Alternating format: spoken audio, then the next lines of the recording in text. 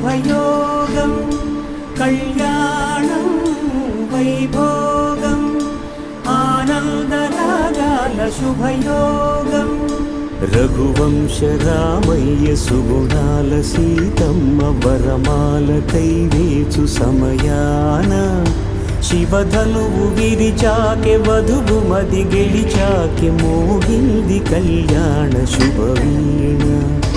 Kalyanam Vaibhogam